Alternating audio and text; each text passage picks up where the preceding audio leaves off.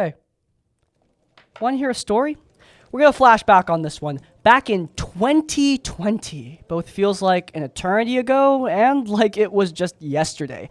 Back then, all of us were locked indoors, and during that time, Dungeons & Dragons was blowing up in popularity. Critical Role Campaign 2 was attracting a massive audience, and eventually that show would become the most popular show on all of Twitch, cementing Critical Role's place as a staple of the D&D brand. Dimension 20 would lead the charge of Dropout Studios, which almost single-handedly saved College Humor, which before this was a dying brand. Dimension 20 wasn't the only thing that exploded College Humor's popularity, but it was a major contributing factor. A very popular D&D show that attracted a massive audience. And finally, Ginny D, a channel that would become one of, if not the biggest solo TTRPG channels on YouTube, she transitioned from cosplay into D&D around 2020. In fact, a ton of your favorite D&D YouTubers got their start during the pandemic, including some unlikable twerp named Crispy's Tavern, which is bad enough that it almost offsets all the good things I just talked about. God, that guy's terrible. But for the most part, 2020 was a really awesome year for both the D&D community and the general TTRPG community. But it wasn't awesome for one guy in particular. You see, while everyone else was experiencing this surge in popularity, Adam Koebel was experiencing the end of his career after he ran possibly the creepiest session of D&D ever recorded, live on Twitch in front of an audience of hundreds. But before this, Adam was a guy with a lot of popularity, a lot of clout in the community. He interviewed major figures in the industry. He was a developer behind Dungeon World, which is a very well-liked indie TTRPG. He DM'd for multiple shows on multiple seasons and was, by all accounts, really good at what he did. And then, all of a sudden, with one mistake, it all ended? I mean, what happened? How bad could this game have been, really, that everything he did just crumbled away to dust after it? Well, unfortunately, people, I'm here to tell you that the game that Adam ran really was just that bad. This is a whole saga. It's not just about that one game. It's about everything that led up to it. It's about all of Adam's actions after that, his multiple horrible apologies, the weird alt-right crash out that followed where a bunch of grifters were trying to figure out who they're supposed to side with. Adam Koebel, the besieged creator who made a lot of woke things in the TTRPG industry, or his accuser, who is a woman. Yeah, we're gonna have some fun with this one. Without further ado, guys, what the hell happened? Okay, so Adam really got his start all the way back in 2012. 5th edition Dungeons & Dragons had not even released yet, but Adam had put out his own system, Dungeon World, which remains popular even to this day. On my RPG Horror Story series, I still see people submitting stories from Dungeon World because people really like this system. But that made Adam popular as a developer. When it came to his life as an influencer online running games in front of an audience, I think it's safe to say that It's Me JP, a fairly popular Twitch streamer, is who really got Adam through that particular door. JP is gonna pop into this story and he will be a supporting character in this cast, but he's not the main focus, so I'll just say that he is a gaming YouTuber who has continued to make content unto this day. But you will notice on his channel that you're not seeing any TTRPG content. And yeah, there's a really, really good reason for that. You'll see. But back then, JP invited Adam Koebel onto his show, Roleplay, and it went really well for both of them. Roleplay was out before even Critical Role or Dice Camera Action were really getting their feet set. I'm not gonna say that Roleplay eclipsed those shows or anything, but I'm saying that early on, before the big explosion of 5th edition, before Critical Role became as mainstream as it is today, Roleplay was there, gaining a really large audience and getting Adam Koebel some serious clout in the community. Adam was a major figure at Roll20, which remains to this day one of the biggest, if not the biggest, virtual tabletop platforms. Adam was big enough to have major figures in the industry coming onto his show. People like Matthew Mercer, people like Matt Koebel, which according to Dungeon Discourse logic is enough of a correlation that I am now free to put them in the thumbnail as basically the main story. I mean, come on. A journalistic integrity, who? But look, the point is, Adam Koebel had connections. He was building a brand. He was getting popular in the community. But it's weird because he wasn't the only dungeon master on Roleplay, this show that shot him into popularity in the first place. There were originally 3 dungeon masters, Steven, Neil, and finally, Adam Koebel. Now, it's easy to assume that Steven and Neil, they just exited the project. You know, being a DM on a live show, it takes a lot of effort and a lot of time, and being a part of that can be stressful. So it's not surprising that they'd want to exit for personal reasons or just because they don't have enough time. Well, as it turns out, Steven and Neil have a very different story than that. You see, when Adam Koebel faced his reckoning years later, Steven and Neil would come out about their experience with Adam back during the start of Roleplay. And well, let's just say that their exit was not exactly what Adam and JP were talking about. It was originally framed that, yeah, they left the show for personal reasons, but in fact, those personal reasons were a lot more due to Adam Koebel. You see, JP had been working with these 3 guys for a while, and he decided he wanted to give them contracts. And they found those contracts to be allegedly quite unfair. So these 3 guys, Steven, Neil, and Adam Koebel, they all got together and decided, hey, let's try to negotiate for a better deal. Which, you know what? That's perfectly honorable and awesome. If you're putting in this much work, you deserve proper compensation. Well, this whole little alliance of theirs fell apart because Adam went to JP on his own and came to a deal. A deal that completely cut Steven and Neil out of the show. Once upon a time, when the roleplay franchise was needing to solidify, JP sent everyone contracts. We had verbal agreements before that, and these contracts were wildly unfair. A few of us got together to organize and bargain for a better deal. We put Adam Koebel, at Skinny Ghost, at the forefront. In the end, JP and Adam reached an agreement of their own, and the rest of us were dropped. For me, this was fine. I was ready to move on, and I didn't want to navigate a business relationship with someone I felt was out to exploit me and was talking crap behind my back. Whew, that is crazy. Adam is like, hey guys, don't worry, I'll sort out this deal, goes to sort out the deal, and then cuts the other 2 guys completely out of the deal entirely. Man, you really can't trust anyone these days. Adam Koebel was a scumbag even all the way back then. And yes, for a lot of people, this is a footnote in the story, especially since Steven is out here saying that it wasn't a big deal for him. But still, I can't exaggerate this enough. That was an incredibly insane thing for Adam to do. And don't forget about his dishonesty in this situation, because that dishonesty is going to come out again.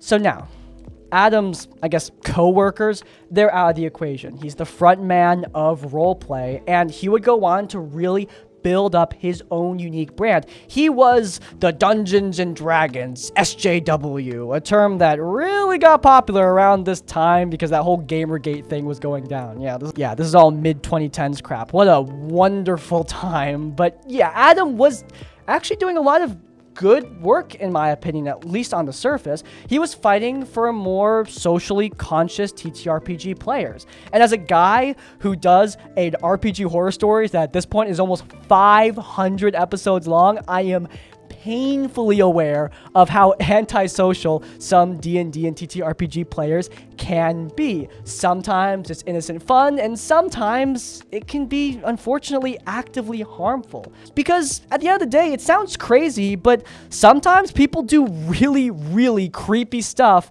at your Dungeons and Dragons table for no discernible reason. And having tools to stop that can be really helpful. Of course, Adam would know all about that. All right, we're back. 2020, Far Verona, Season 2, Episode 18. Adam Koebel has been running this show for a while, and it's gotten fairly popular. You might recognize some of the players, including Mark Mara Humes, who appears on Critical Role and runs their own very popular show on YouTube called High Rollers D&D. So yeah, the show had a solid cast, good audience. Adam is doing well for himself. And episode 18 of season 2 is like any other episode of Far Verona as far as I can tell. The episode's all fun and games up until the very tail end. I don't really get called beautiful a lot. I guess I just, when you say he shakes his head, he says, "That's crazy," and he steps over to you and he puts his hand on your face, like the back of his fingers, like on your face, and he says, "You really are. You're just about perfect." Johnny is a robot character played by Elspeth Eastman, who has gone to an old friend for some repair and maintenance stuff. Sounds like the most innocuous of scenes for a tabletop role-playing game, but seemingly out of nowhere, Adam Koebel starts narrating the situation with Johnny and this repair buddy as something that is strangely intimate. You're so beautiful. Thanks. And it's clear that the players are getting a bit skeeved out. Like, you don't need to be an expert at reading facial expressions to know that these guys find this a little weird, because why wouldn't they?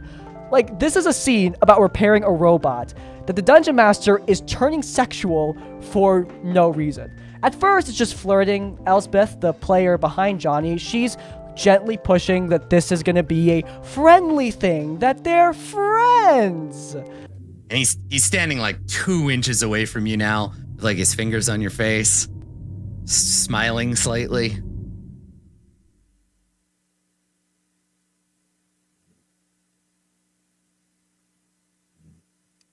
Thanks, buddy. I really appreciate it. You know, that really makes me feel great. But Adam would just not shut up. In fact, he would not shut up so hard that he would just continue to yap and yap and yap for minutes on end, continuously talking and giving the players zero agency in the situation. A situation that was quickly becoming more than a little intimate. We've gone past the fade to black era, and Adam Koebel is now narrating that this repair is giving Johnny an involuntary orgasm.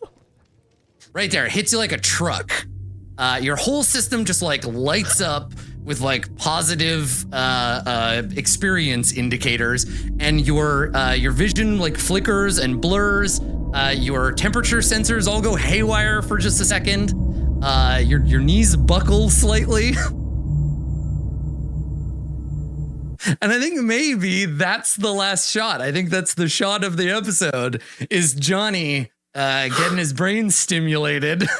Wow. By this sexy mechanic. What a ride it's been. I feel like Afterwards, the players are just so confused and mortified. They're arguing with Adam about the situation, remind you, live in front of hundreds of people. And of course, Adam, I guess it's all just bouncing off of his head that his players don't like this, because in front of hundreds of people and in front of his players, for God to witness, Adam decides to cap off this whole situation with this. Robots need love too. but he thought he was gonna fix him. Yeah, well, Not you know. give an orgasm. Jesus Christ.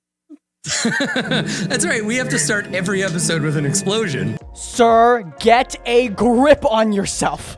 Actually, I take that back. Based on this clip, he was already gripping himself. It wouldn't surprise me if he was pulling a DSP below that desk, because good God, watching this is like watching a DM slowly but surely reveal their fetish in front of not just their players, but their entire audience, to the pleasure of literally nobody in the situation. This clip, someone described it in the comments of the video as a train wreck in slow motion, and yeah, that's exactly what it is. It's everything. It's everything from the players' nervous laughter as they realize that he's not going to shut up, the unified face palms that they do as he just continues to dig this hole for himself, Elspeth looking more and more uncomfortable as Adam Koebel just decides to giggle during his own descriptions of this creepy assault, the comment at the very end, good God, it's everything.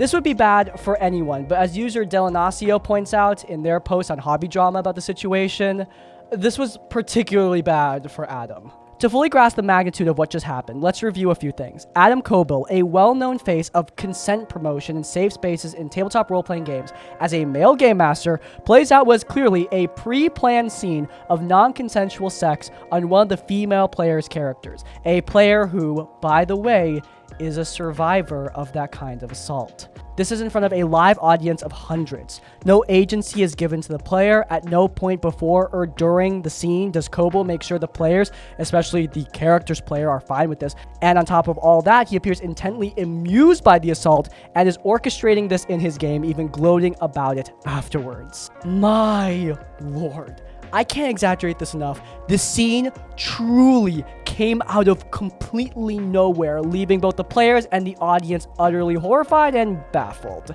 In response, JP, yeah, remember that guy, the guy who was kind of like hosting this whole thing, and Adam, the Dungeon Master, would announce that the show was going on hiatus. The players were uncomfortable, which, you know, this happens. This happens in tabletop role-playing games. No.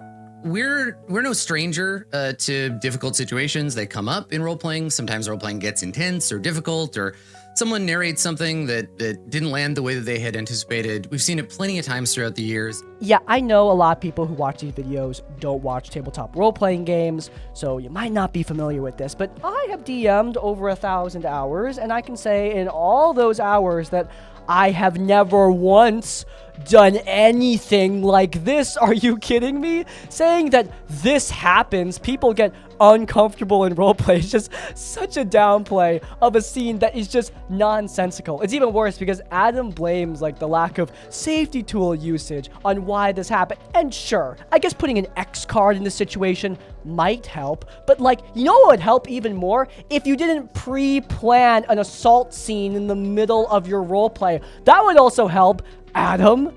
A big reason why the show was canceled, though, wasn't just the backlash. It was the fact that, like, nobody wanted to continue. His players were not pleased. And while Adam did apparently apologize to each and every one of them on call, privately, and after the game, it just didn't go in his favor, especially with Elspeth. I mean, she was reasonably so disgusted by this scenario, and as a survivor herself, she definitely didn't enjoy somebody giggling and cackling along as they describe a weird fictionalized version of a serious horrible crime that affects a lot of people all across the world.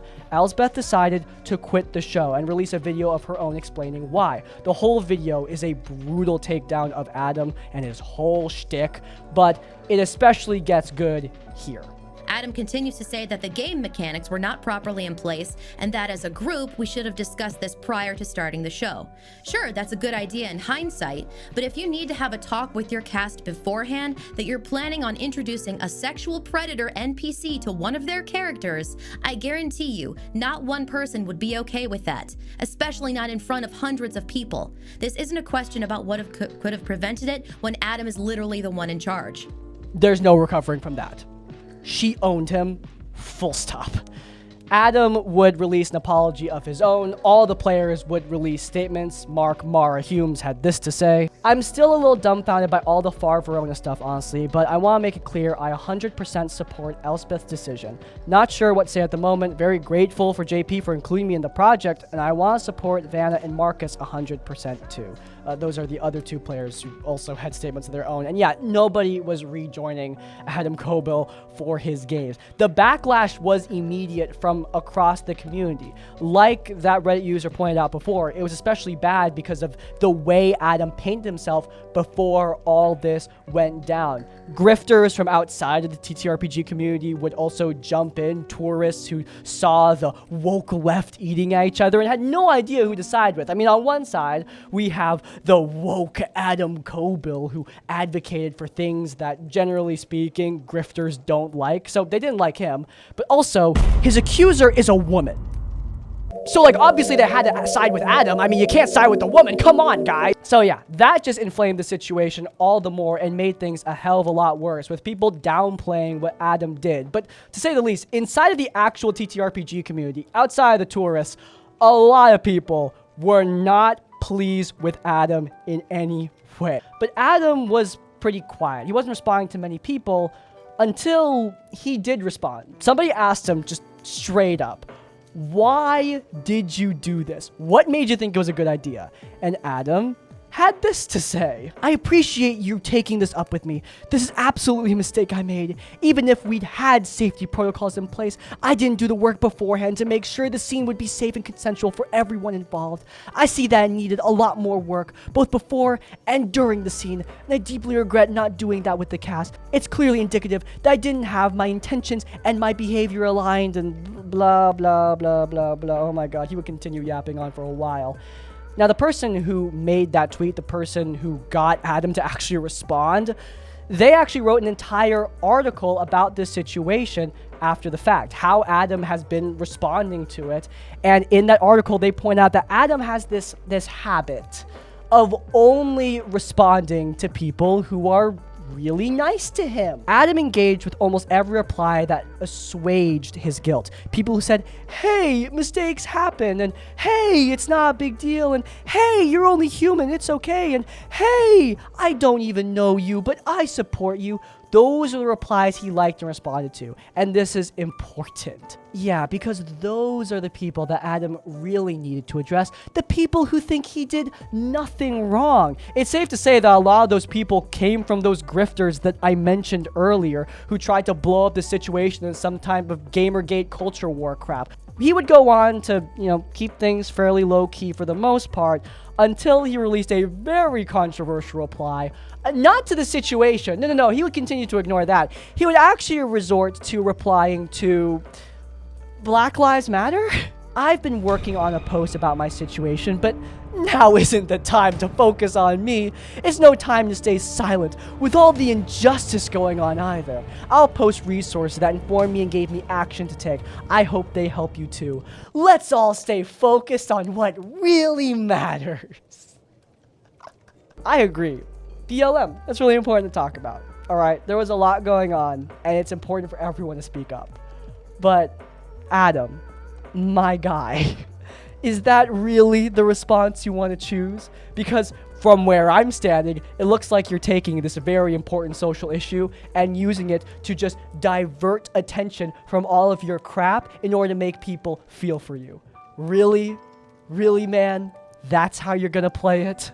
It didn't go well, and eventually, after so much backlash, after so much crap in all of his socials, after it was very apparent that nobody wanted him to continue running his shows, Adam Koebel would release a very lengthy statement announcing his departure from both his agency and from the TTRPG community as a whole. What's really frustrating about this whole message at the very end of his career is that Adam Koebel really hyper-focused on the influencer life. How hard it was for him to do this gig. How hard it was to be a public figure, to face all this hate and this vitriol. He didn't talk about the situation that started this whole thing almost at all. Like, he briefly mentioned that he made a mistake in one sentence. The whole rest of this extremely lengthy farewell message is dedicated entirely to his life as an influencer, the world's most oppressed minority. Many people saw the mistake for what it was and were angry, but tempered that anger with understanding that people stumble sometimes. Some, however, believe otherwise. I continue to be the recipient of hate, vitriol, and targeted abuse, both in public and in private spaces. I'm being emailed threats of harm if I ever return to broadcasting or attend a convention, messages telling me I shouldn't exist at all, that people wouldn't allow me to come back, voices shouting that I'm nothing that I had previously said, voices shouting that nothing I had previously said or done or made mattered in the face of my mistake. He talks about safety, about his victimhood. He talks about this like he's the victim. It's not anyone else in this situation. It's not the two DMs that he screwed over years ago. It's not Elsbeth, who he made viscerally uncomfortable in front of hundreds of people. It's not his party. It's not his audience who had to listen to his fetish live on camera. No. It's actually Adam. Adam is the person who was really hurting from all this. He's the person that really needs safety and closure and comfort. And so, Adam exited, having finally gotten the closure that he deserved. Except he didn't do that. He didn't exit at all. He actually came back one last time. He came back in something called the Perfect RPG, which is a Kickstarter that reached its funding goal, but was canceled, which is weird. Usually, when Kickstarters reach their funding goal, they get made. Like, that's the point of a Kickstarter. But this one was canceled because at, like, the very, very, very, very, very bottom of a lengthy list of credits, they just, like, toss in that one of the designers is Adam Koebel. Like, come on, man. You're just going to shove in one of your designers at the very bottom of the credits. They try to make the excuse that, like, oh, it's like a reverse alphabetical order thing. Like, we don't really know how he got down there. We weren't trying to hide him or anything. But yeah, I mean, come on. No one believes that. They were obviously trying to hide him. And so Adam Koebel and that project, they will be canceled once more as people caught wind.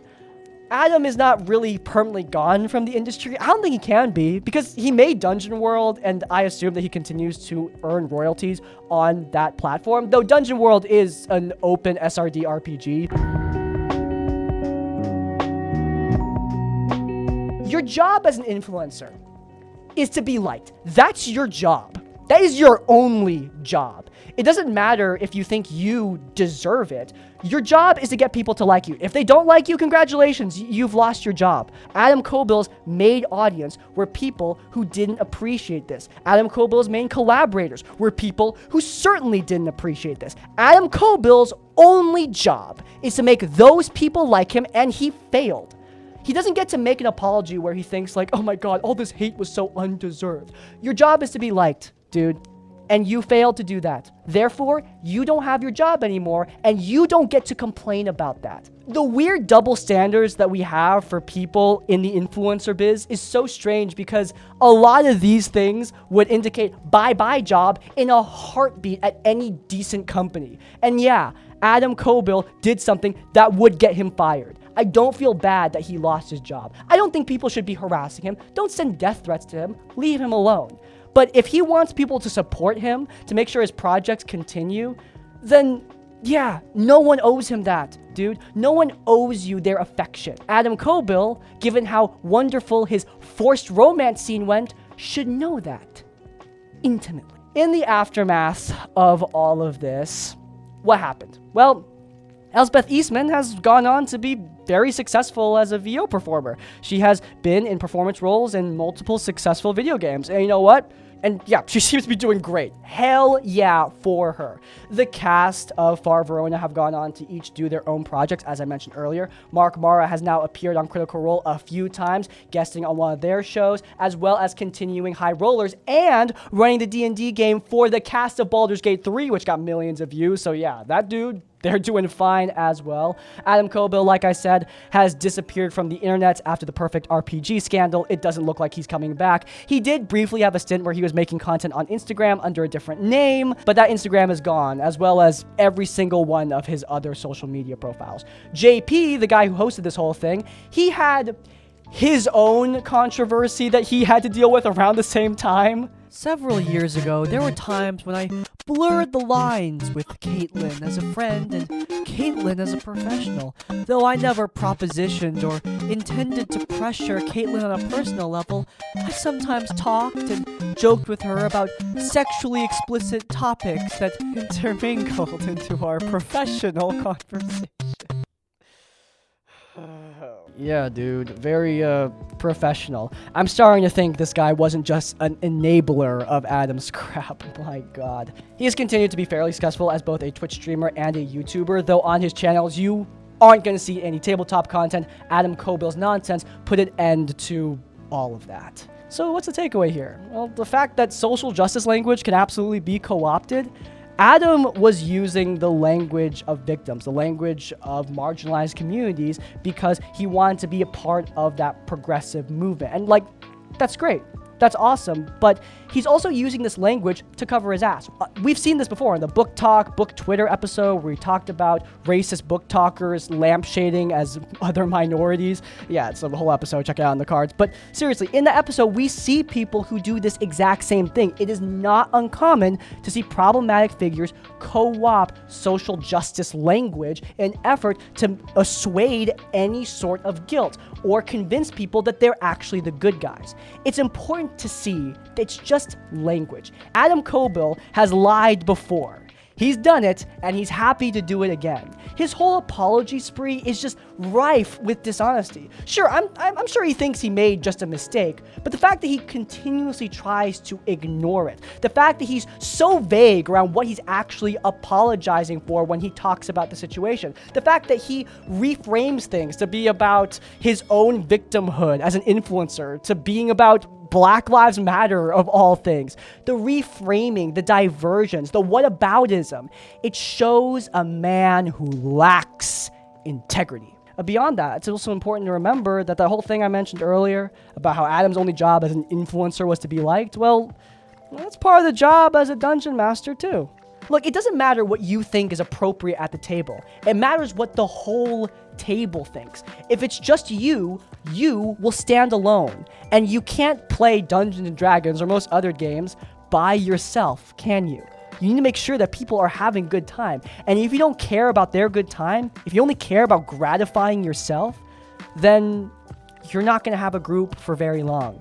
It doesn't just apply to influencers. It applies to anyone who wants to DM these games. Selflessness before selfishness. It's a pretty simple lesson that apparently some DMs still need to learn. What a story, ladies and gentlemen. If you watch the whole thing, then leave the comment, "Dang it, Adam," to let me know you made it to the end of the video and were loyal to the tavern. If you want to see more of our content, though, then check out the aforementioned episode where we covered all those racist book Twitter people. It's a fun one, linked up in the card. You'll see a lot of the same behavior. But before you go, please do like on this one and subscribe to Crispy's Tavern so you don't miss any of our content as it comes out. And finally, if you want to get access to my exclusive homebrew TTRPG campaign, access to exclusive homebrew content, and access to an exclusive Discord, you can support us directly at our Patreon. Your support helps make these videos possible. In essence, like, comment, subscribe, support. I will see you all next time. Farewell. Oh god. Oh god. Okay. I almost tripped on the plugs.